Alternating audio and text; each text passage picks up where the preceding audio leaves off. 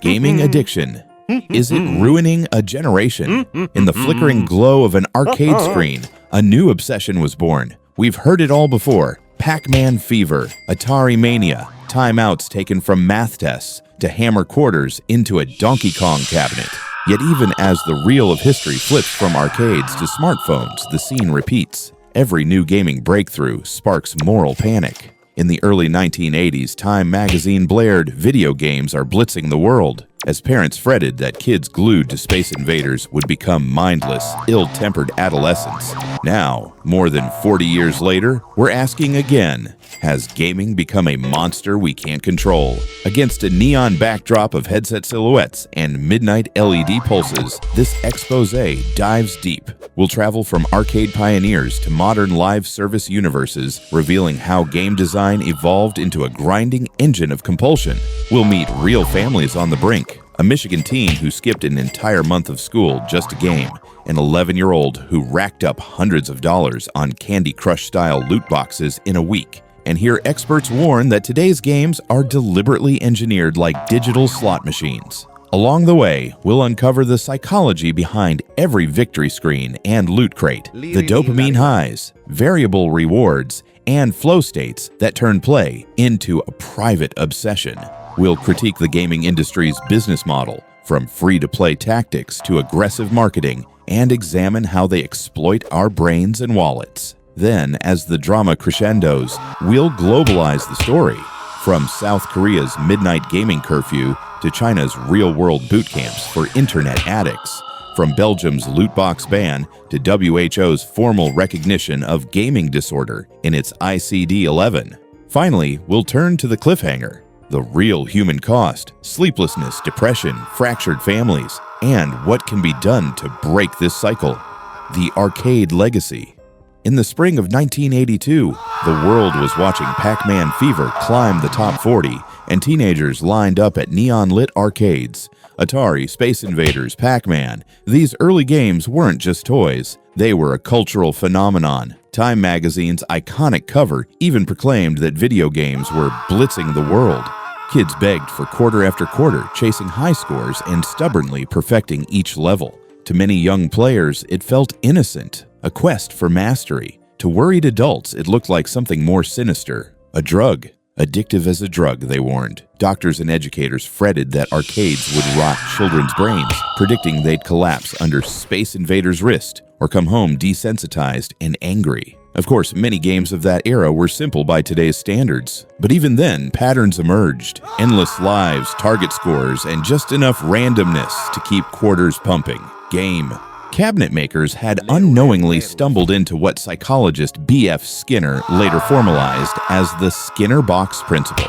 What Skinner's pigeons taught us, that variable rewards at unpredictable intervals, make creatures peck infinitely, turned out to be a perfect metaphor for games. Too little reward and the animal becomes frustrated. Too much and it loses interest, observed Skinner. Arcade designers balanced that tension masterfully. A coin dropped in could cascade into minutes of exhilaration, yet the adult response was as predictable as the coin-op machine. Moral panic. By 1982, city councils were suing arcade chains and even outlawing kids under 16 from playing unsupervised. The arcades, like all new youth cultures before them, rock music, comic books, even the first railroads, were portrayed as dens of vice. The truth was more mundane. Teens were teenagers. But the precedent was set. Games sell influence, and a powerful one at that. Into the living room. By the 1990s and 2000s, the battleground moved from quarters to consoles and PCs, and later to smartphones in every pocket. Living rooms replaced arcades. Families bought Nintendo and PlayStation for Christmas, and the world watched as Mario, Final Fantasy, Call of Duty, World of Warcraft, League of Legends, and even Roblox became household names. Now, 2 billion people play video games regularly worldwide. Unlike Pac-Man, these games never really end. Open-world adventures, multiplayer shooters, and massive online worlds are built to be lived in, often updated daily with new content. At the same time, mobile gaming exploded. Who could have predicted that someone would someday pay real money for a Soda Crush on Candy Crush, or chase virtual gacha draws in Genshin Impact? Yet this is today's reality. games morphed into evergreen services. Players celebrate new seasonal events and fight in endless battle passes, always hooked by the next unlockable skin or loot crate. Entire economies sprang up inside games. Microsoft sold Fortnite for free and then made billions through emotes and skins. Activision monetized Call of Duty with loot boxes and battle passes. Suddenly, games were services primed to eat up our time and cash. Throughout this evolution, many things stayed constant. The thrill of a level up, the rush of discovery, the social bonds of co-op. But new dark threads wove into these worlds. Design techniques once honed for casinos quietly migrated into video games. Social media influencers and esports stars glamorized endless play. Smartphones and high-speed internet turned each home into a personal arcade, open 24/7. The structure of games, always on, always adding rewards, grew more sophisticated, turning each idle swipe of a finger into a potential dopamine hit. The reward machine. What exactly makes a video game so compelling? It goes far beyond nostalgia or fun. Modern games are engineered with precise behavioral psychology. They know just how to exploit our brain chemistry. At their core, video games are essentially computerized Skinner boxes. Each mission completed, boss defeated, or loot box opened delivers a reward, sometimes guaranteed, often random. The unpredictability is key. Much like the click of a slot machine, the variable ratio reward schedule keeps us pressing play again and again. Just as pigeons in Skinner's experiment pecked a lever endlessly when food appeared unpredictably, gamers find themselves checking for just one more mission to drop loot.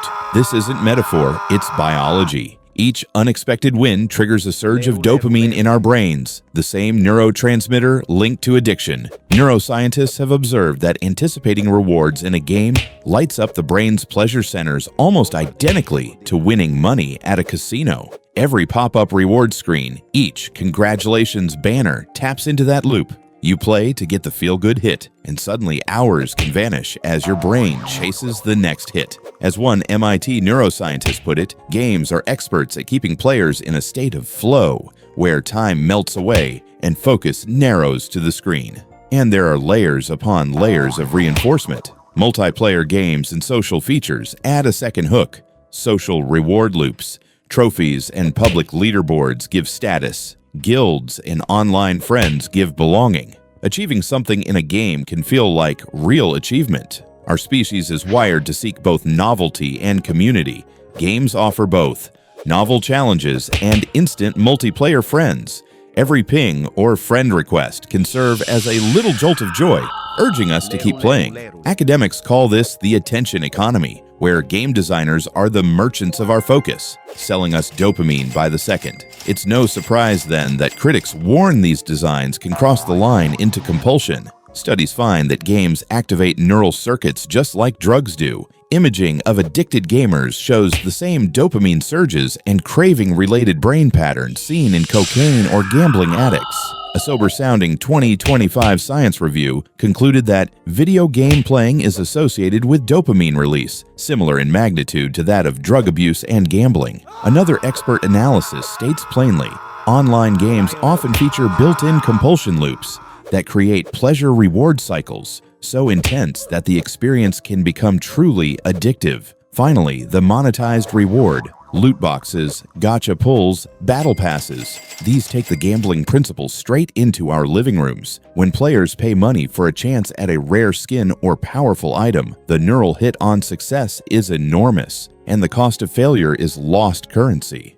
Research confirms the danger. Systematic reviews show that engagement with microtransactions, especially loot boxes, is strongly linked to both gaming disorder and gambling problems. In short, developers aren't coy about it. They've taken the slot machine code, stuffed it into a console, and made it shine. Stories from the front lines. To see the human side of these statistics, we step out of the lab and meet the families. Consider Josh, a Michigan teenager whose gaming obsession started in 8th grade and only accelerated. By age 15, he was so sleep-deprived and anxious that he literally skipped an entire month of school just to play video games. His parents tried everything, hiding his computer, groundings, but each time the games were taken away, Josh would react with rage, even punching holes in walls. Psychologist Kevin Roberts, brought in as a consultant, observed, "He doesn't know how to engage intensely with anything other than video games. It's become excessive." Terrified that Josh might hurt himself or run away, his family sent him to an all-wilderness digital detox camp. 10 weeks later, Josh returned a changed boy. "I had gaming addiction," he admitted. "I skipped school for a month just to play." His computer was gone, and with it, for the first time in years, he seemed at peace again.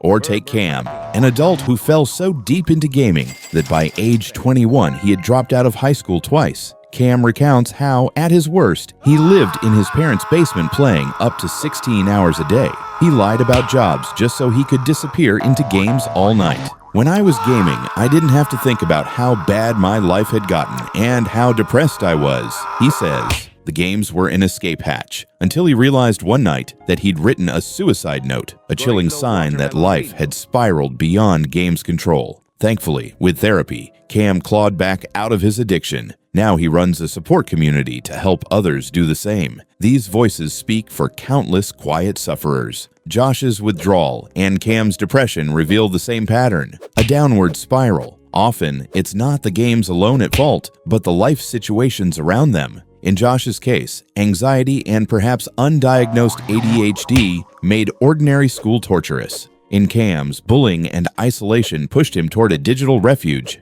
As UCSB brain researchers recently explained, gaming disorder usually follows, not precedes, mental health issues.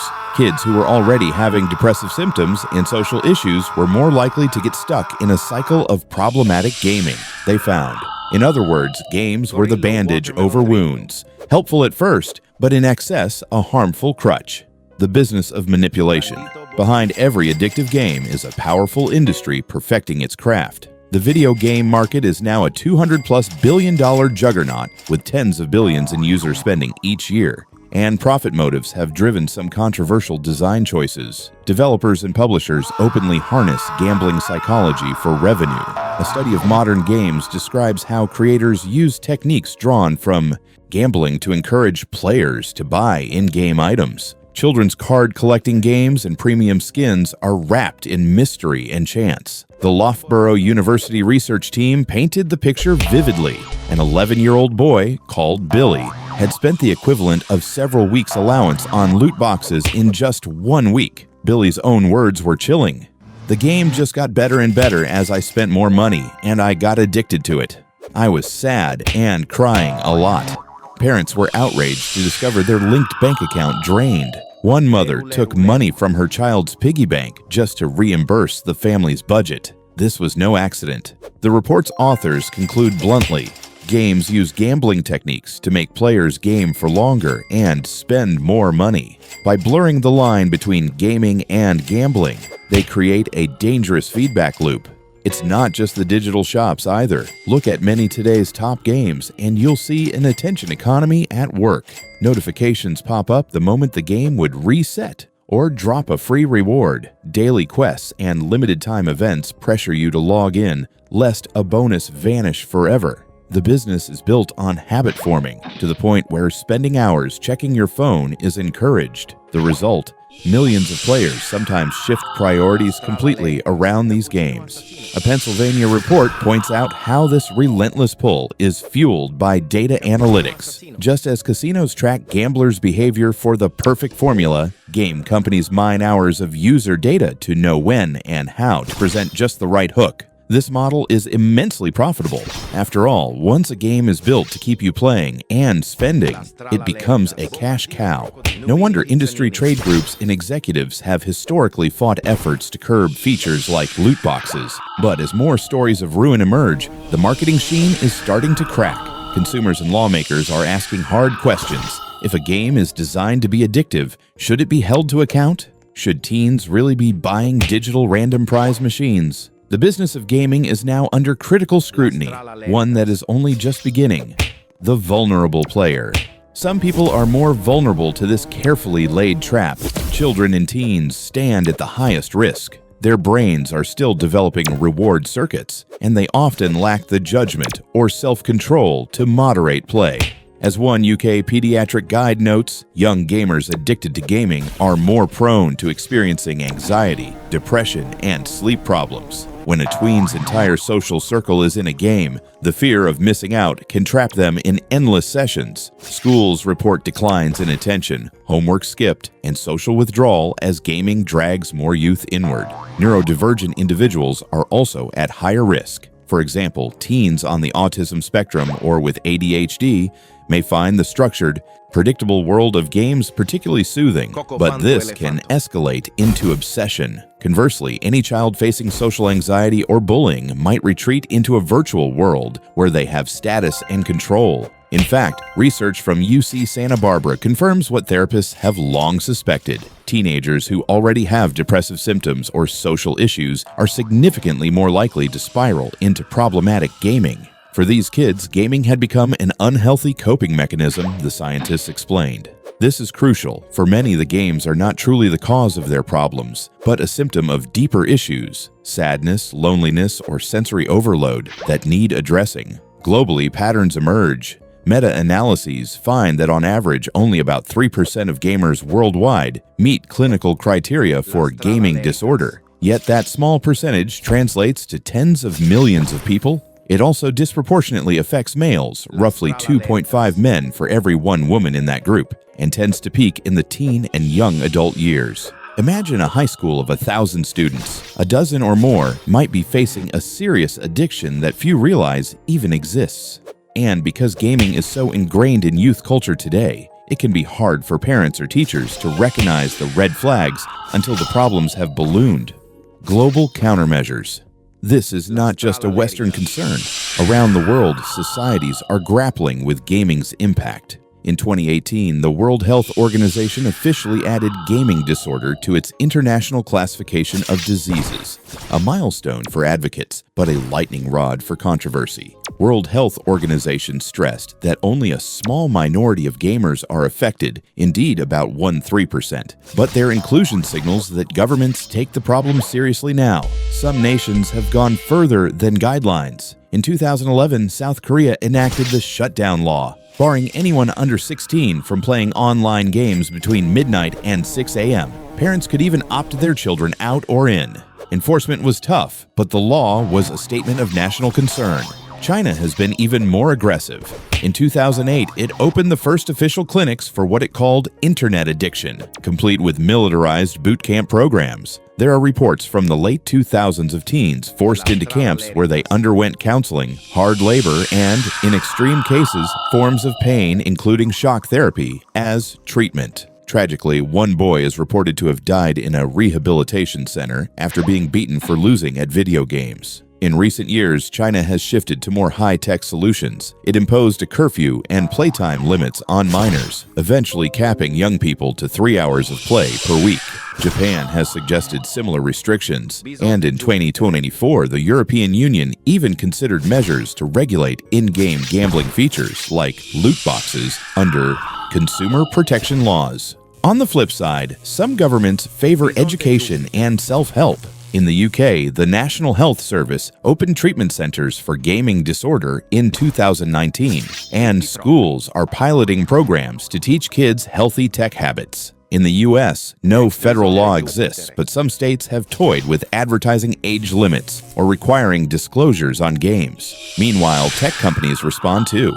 Apple and Google have built stronger screen time and parental control features into iOS and Android, aiming to let families cap game time each day. It may seem mild, but it's a sign even Silicon Valley acknowledges a problem. Perhaps the most decisive moves have been around loot boxes specifically. Regulators in Belgium and the Netherlands have declared them outright gambling, banning them entirely for consumers. Major publishers have pulled games like Overwatch and Pokémon Unite from those markets, or replaced loot boxes with direct purchases. Likewise, Asia's regulators impose strict rules. In China, every game must disclose loot drop odds and verify ages to protect children. The industry groans at these changes. It means billions in lost microtransaction revenue, but the momentum is clear. the ethics of game design are under scrutiny worldwide. Mental health fallout. What does this mean for the gamers themselves? For some, long-term harm can be real and severe. Compulsive gaming has been linked with rising anxiety, depression, and even neurochemical changes. A 2025 UCSB study spelled it out. Teens ensnared by gaming often suffer isolation, distress, interpersonal conflicts, and severe neglect of responsibilities as their health and lives unravel. Sleep suffers either from pulling all-nighters or late-night screen glare, which then fuels mood swings and concentration problems. Academics warn that beyond health, social skills can atrophy. Youngsters holed up online may struggle to hold conversations or read faces in the real world. Even families are fractured. Parents report withdrawal-like symptoms in kids when games are taken away, and countless heated arguments over screen time. In the worst cases, tragedies have unfolded. Media accounts note youths succumbing to exhaustion or dehydration after marathoning online games. In these moments, the virtual escapism becomes distressingly literal. Yet it's important to remember nuance. Experts caution that not every heavy gamer is addicted. As World Health Organization itself notes, only a minority of excessive gamers meet the clinical threshold. Sometimes gaming can reflect underlying issues. As UCSB's researchers emphasized, just plucking games from a child's hands doesn't solve the problem. It may leave the real causes unaddressed. Gaming disorder is often entwined with other mental health problems. There's a danger of blaming the game for everything. Instead, the cycle of addiction must be treated as a symptom, not a moral failing. How can we save the next generation? So, where do we go from here? The story doesn't have to end in despair. Many concerned voices, parents, doctors, even designers are proposing changes. On the individual level, families and young people can fight back by building awareness and balance. Therapists advocate cognitive behavioral therapy, CBT, for gaming disorder, focusing on identifying triggers, setting realistic goals, and finding alternative activities. To their credit, CBT programs have shown promise in reducing gaming compulsion and easing coexisting issues like depression. Mental health professionals emphasize that prevention is key. Don't wait for chaos to explode. Practical tips include setting strict playtime limits, keeping devices out of bedrooms, and encouraging physical or creative hobbies. For example, turning off games during meals and homework, or using built-in timers that pause multiplayer invites after an allotted hour can reintroduce real-world structure. Parents and teachers are urged to communicate openly, discuss games without judgment, recognize achievements, but also insist on duties and downtime. At the community level, education and support groups can help. Schools in some countries now run digital detox weeks or include media literacy lessons about gaming mechanics. Nonprofits, like the Young Gamers and Gamblers Education Trust in the UK, teach children about gambling-like features in games and train educators to spot warning signs. Some families form support networks, gaming quit clubs, if you will, where kids help each other find hobbies outside screens. Even tech companies have a role. There's a growing push for games to include self-exclusion tools, real-time playtime dashboards, and clear labeling of in-game purchases. Legally and societally, many experts now argue for smarter regulation. For instance, the UK study we cited recommends a dedicated regulator for the games industry and mandating transparent currency conversion so kids know how much real money they spend. Industry self-regulation is evolving. After pushback, some games now disclose loot box odds, as required in China, and rating boards are considering loot boxes in their age ratings. In Europe, the GDPR and consumer laws are starting to cover minors' protection in digital entertainment, forcing companies to get parental consent for big purchases. It's conceivable that one day, loot boxes and random spins might require the same age checks as online gambling.